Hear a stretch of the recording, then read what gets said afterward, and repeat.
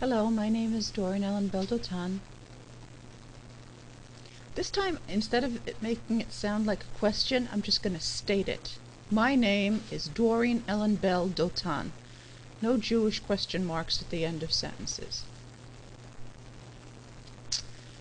The name of this video is The Jews Are Juses, and I put in parentheses Juses because that should be a hint to you, without the mythology.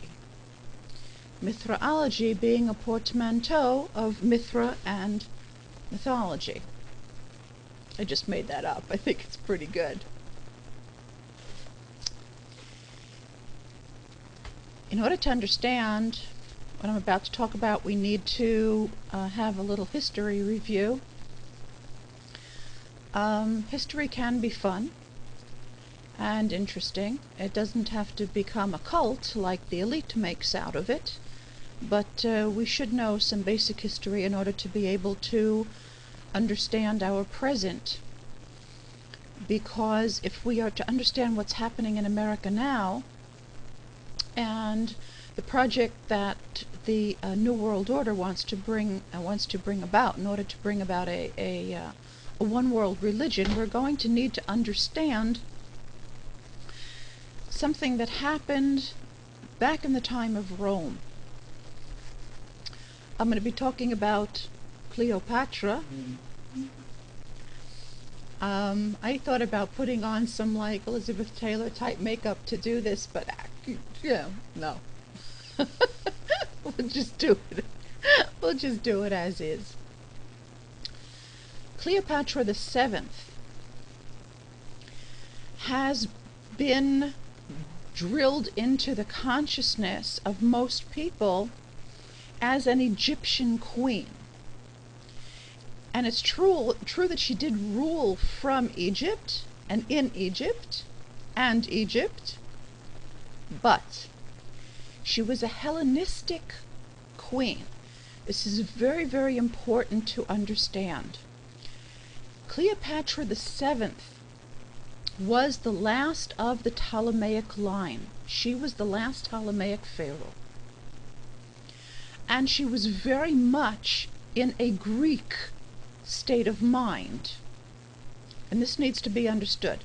Another one of the reasons why Cleopatra's Egyptianness is driven into the public is because they want to move her in our consciousness further back in history so that we will associate her less with Rome, not make any connection with her to Jesus whatsoever, and certainly not to the Jews in general.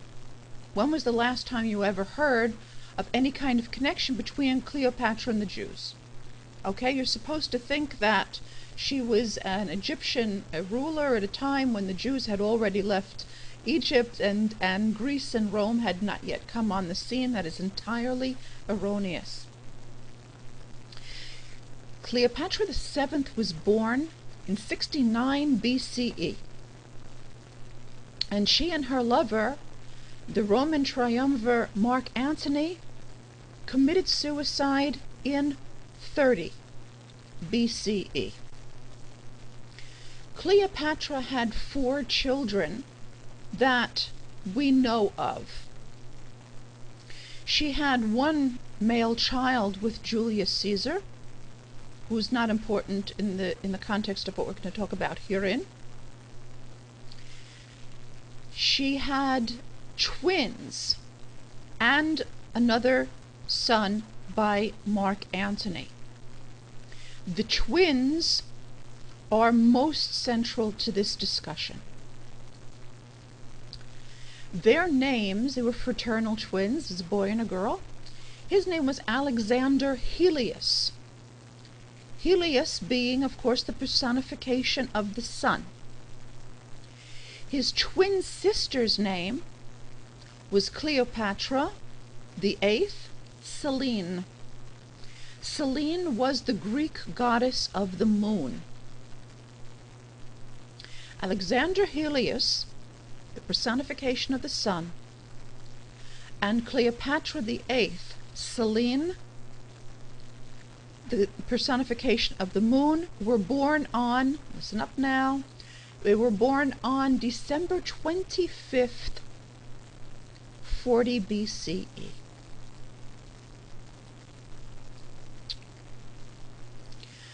Cleopatra was the very picture of maybe even blonde ambition, but she was definitely the picture of ambition, and it was her goal to reestablish the glory of the Ptolemaic rule of yore.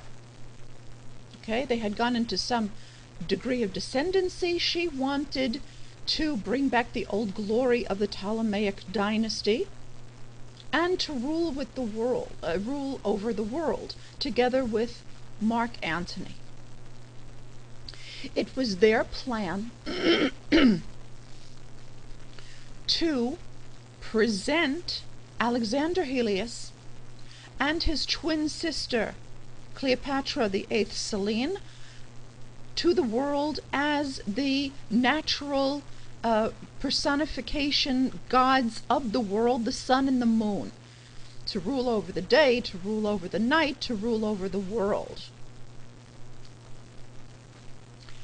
That plan was foiled by a Roman by the name of Octavian. In the famous naval battle at Actium in 31 BCE, he defeated Mark Antony and Cleopatra's armies. They subsequently committed suicide in 30 BCE.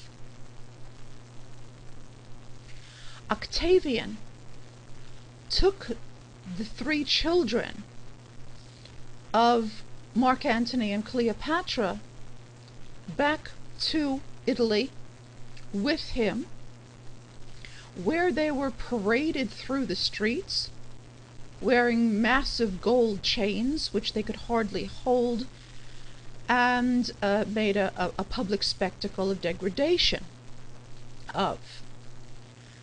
Octavian then gave the children to his elder sister, Octavia Minor.